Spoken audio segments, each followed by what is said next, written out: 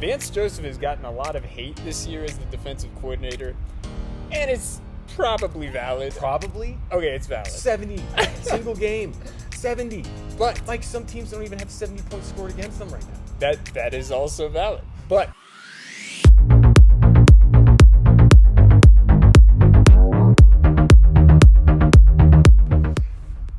Time to talk about your dumpster fire Denver Broncos. oof, Dirk.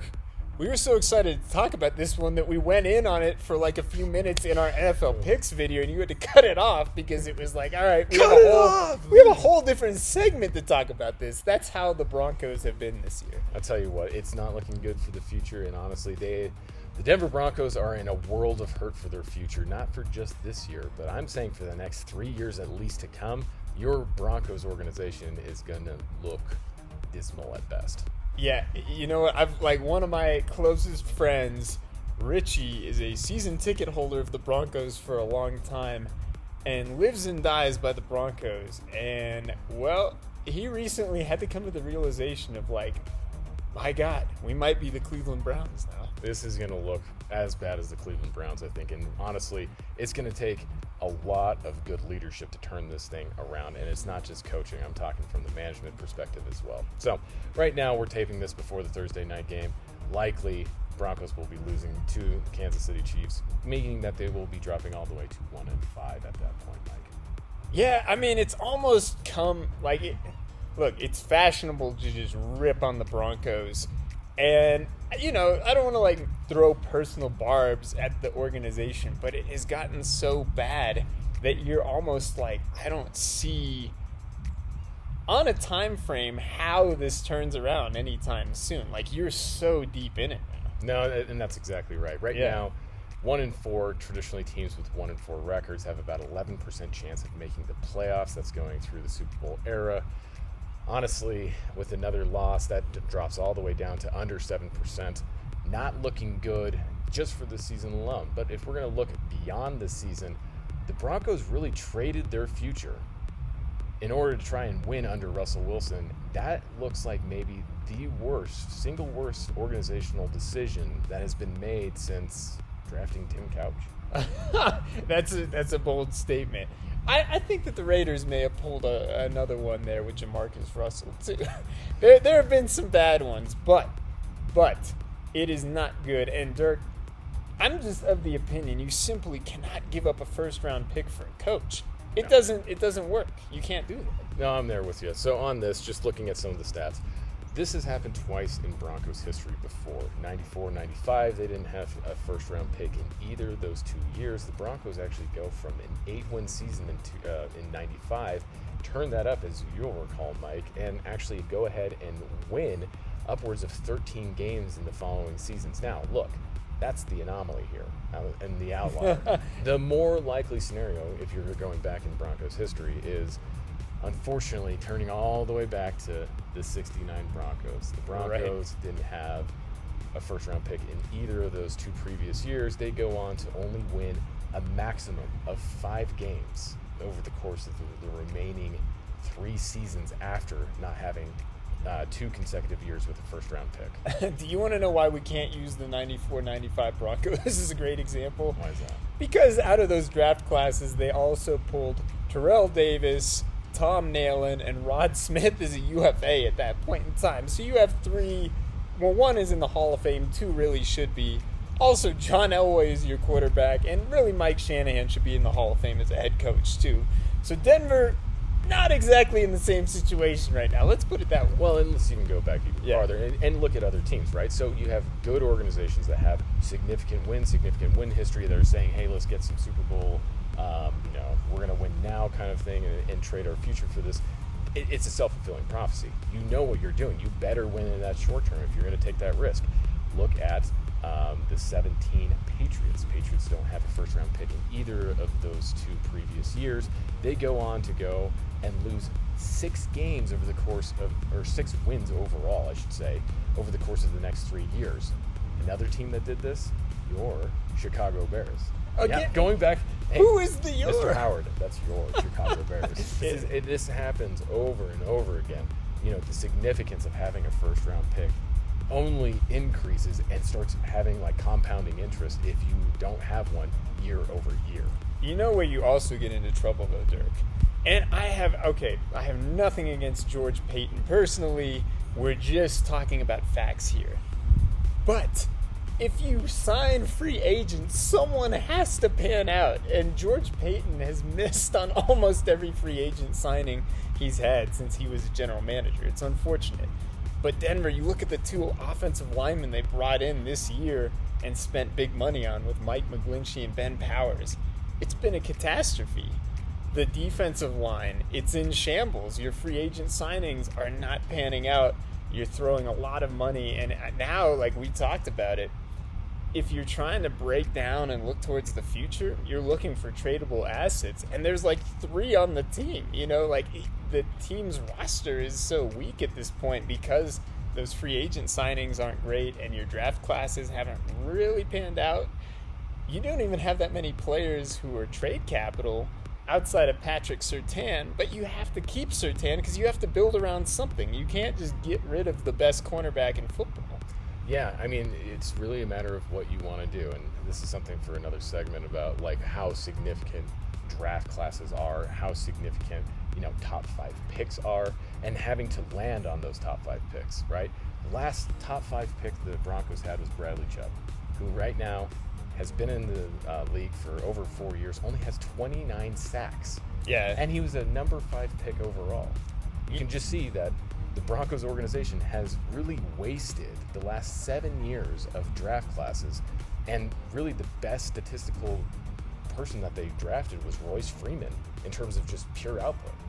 Yeah, he's probably one of your best ones. You look at it, there are a few picks that like pan out there, but by and large, the draft classes haven't gone well, and some of it hasn't been like everyone's fault. Like obviously Jerry Jeudy just can't stay healthy. KJ Hamler was barely ever on the field as a Bronco, but nevertheless, those picks did not pan out for those reasons. It wasn't, you hate to throw the bus tag on for injury-related things, but it still did not pan out for that reason. Well, and how much of, the ownership change has been a distraction for this organization? Traditionally, a very winning franchise, also traditionally just a very, forward, progressive-looking franchise, now really looking as a dumpster fire. Like you said, Cleveland Browns, think about the number of starting quarterbacks that have happened since really Peyton Manning's departure. There's been so many quarterbacks. It's comparable from like the 2000. We could try and name them. We won't. But it's try. Very comparable to like the 2011 to 2018 Browns, where you had something like 14 starting quarterbacks during that time. Oh, you even forget about certain eras. Like I forgot Casey Keenum was the Broncos quarterback for a whole year. season. Yeah, I totally forgot about that. Yeah. You know what another really weird thing is, Dirk? Vance Joseph has gotten a lot of hate this year as the defensive coordinator, and it's probably valid. Probably? Okay, it's valid. 70. Single game. 70. But like some teams don't even have 70 points scored against them right now. That is also valid. But let me put this to you. This is kind of the state of the Broncos franchise post Gary Kubiak.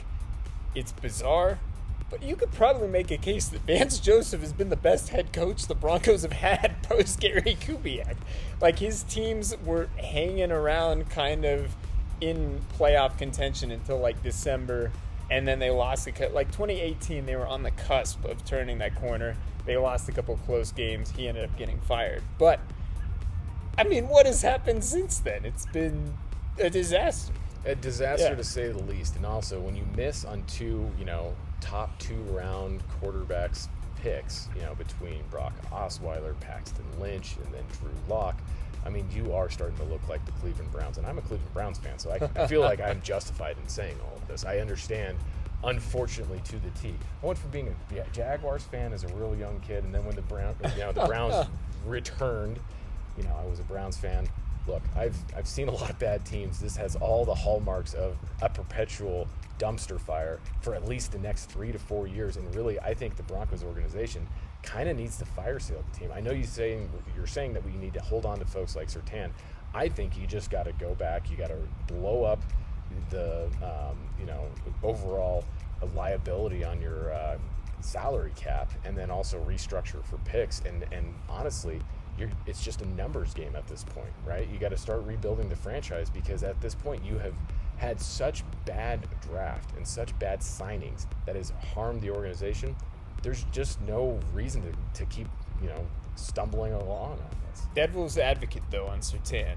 Still on the rookie contract.